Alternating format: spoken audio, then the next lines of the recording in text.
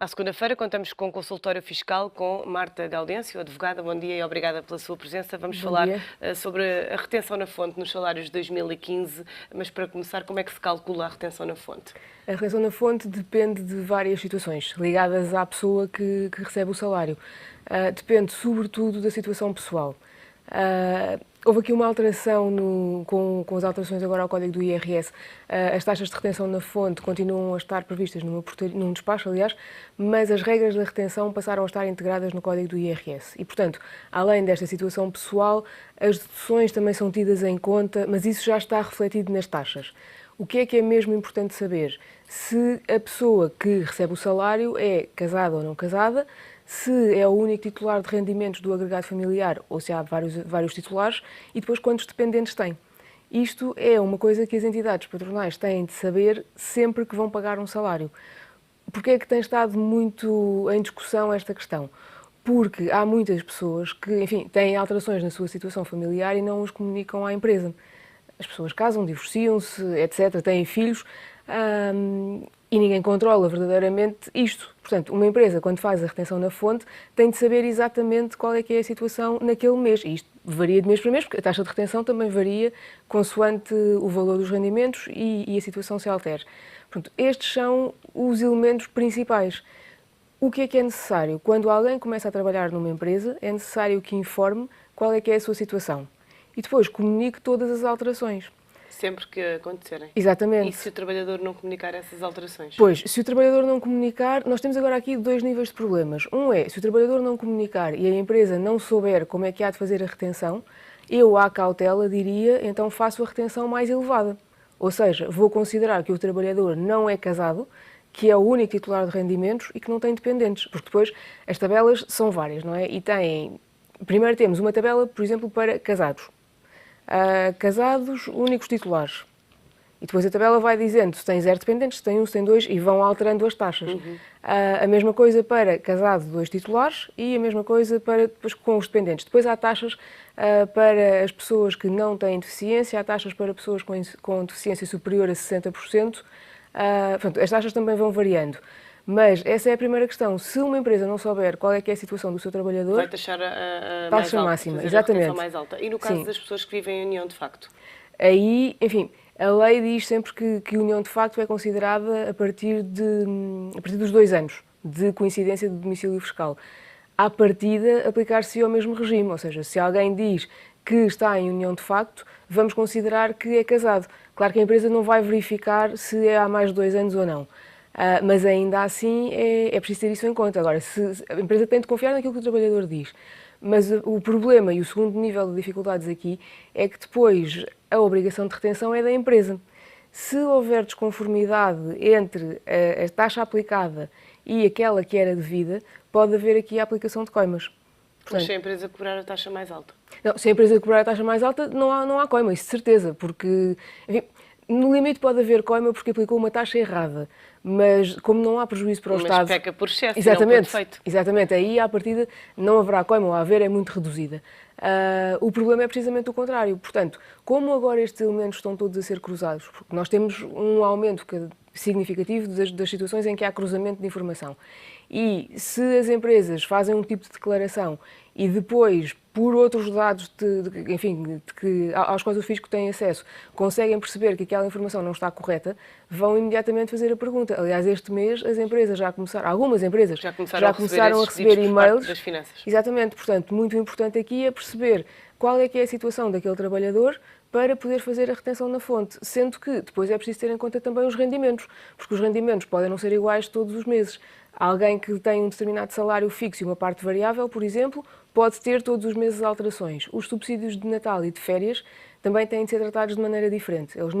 Enquanto que os outros rendimentos são todos somados para se aplicar a taxa, o subsídio de férias e o subsídio de Natal são tributados autonomamente.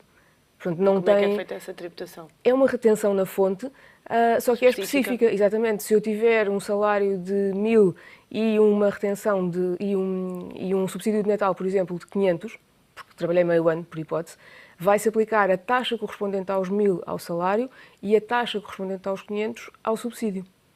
Portanto, nunca são somados, porque senão agravava-se a taxa.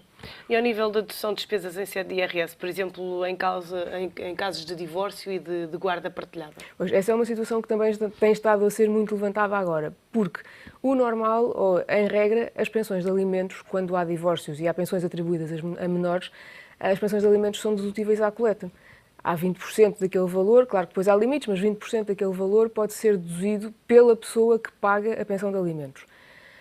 Cada vez há mais situações em que a guarda não está só com um dos progenitores, está com os dois. Há muitas situações de guarda partilhada e quando há guarda partilhada normalmente não há pagamento de pensão, porque o menor passa igual tempo com os dois, dividem-se as despesas de educação, de saúde e não há pagamento de pensão. Neste caso, os dois podem incluir as despesas do filho ou dos filhos na sua declaração, só que vão declarar só metade. Portanto, se alguém tem duas crianças em guarda partilhada, a mãe declara metade... Mas aí o tempo tem que ser mesmo dividido ao meio. Isso depois vai tudo... É muito importante aqui uma coisa, o tempo tem de ser dividido ao meio, sim, mas isso não serve para os casos em que, por exemplo, as crianças passam uma semana com a mãe e o fim de semana com o pai de 15 em 15 dias, por exemplo. Isso não. Primeira coisa a ter em conta, é preciso ter o acordo. Portanto, o que vale aqui para um dia se fazer a demonstração do que é que eu posso deduzir ou não é o acordo de regulamentação das responsabilidades parentais. Portanto, se eu tenho um acordo que diz a guarda é assim como dizia, passam uma semana com a mãe e o fim de semana com o pai. Ainda que os pais façam diferente, o que conta verdadeiramente é o acordo. Portanto, aí é uma questão de se alterar o acordo. Agora, não havendo esta divergência, ou seja, se o próprio acordo já disser uma semana com a mãe, uma semana com o pai e os fins de semana alternados, aí sim cada um vai poder deduzir. Agora, atenção a outra coisa, quando há dedução de pensão de alimentos, eu já não posso deduzir tudo o que são despesas de saúde, de educação, etc. Portanto, aqui duas regras. Se há pensão de alimentos, quem paga a pensão só deduz a pensão. Se há guarda partilhada sem pensão de alimentos, aí sim cada um vai deduzir metade das despesas. Qual é o limite de idade? O limite será talvez os 25 anos, que é o limite, enfim, fim do qual terminam os estudos, ou se considera normalmente que terminam os estudos, e portanto deixa de ser atribuída à pensão, porque as pensões são atribuídas normalmente até aos 18 anos, depois os próprios menores que deixam de ser menores nessa altura podem requerer, se estiverem ainda a estudar, podem ainda requerer o pagamento de pensão, mas a partir dos 25 anos considera-se que já não será necessário. E entre os 18 e os 25, como é que é o pagamento da pensão? Há também lugar à dedução. É feito na mesma. Se houver pensão, agora, aí, se houver guarda partilhada, por exemplo, e nunca tiver havido pensão, não sei, provavelmente o menor irá requerer uma parte a cada um dos progenitores. Isso aí depois é uma questão de ver caso a caso. Mas ainda assim pode continuar a deduzir. Vamos olhar aqui também para a ótica infância e para o tratamento após o Orçamento de Estado de 2015. Que tipos de vales sociais é que existem? Existem diversos. Estes, o infância e o ensino, estão muito em voga agora e parece-me que vão ficar ainda mais porque há aqui um aumento do benefício em sede de IRS. Estes tickets são formas de pagamento, tal como existem os outros de refeição, etc. São formas de pagamento aos trabalhadores que, quando são atribuídos à generalidade dos trabalhadores, têm alguns benefícios fiscais. Para o trabalhador, não há tributação em IRS. E não há tributação também em segurança social, desde que sejam respeitados alguns limites, neste caso 1.100 euros por ano, relativamente a cada um dos vales. Para a empresa, há a dedução do custo e há também uma majoração do custo que tem, ou seja, se o valor for de 1.000, não deduz só os 1.000 como custo, deduz 1.400. Portanto, isto é de facto bastante vantajoso, quer para as empresas, quer para os trabalhadores. Aqui temos de ver que idade é que têm as crianças, porque as empresas só podem atribuir tickets de infância, que são aqueles para pagar as creches e o jardim-escola, a crianças menores de 7 anos, ou a trabalhadores que tenham filhos menores de 7 anos, e depois os outros, lá está, também podem ser atribuídos a filhos até aos 25 anos, que é aquilo que se considera idade escolar. Exatamente. Marta Gaudêncio, muito obrigada pela sua presença e análise e até para a semana. Bom dia.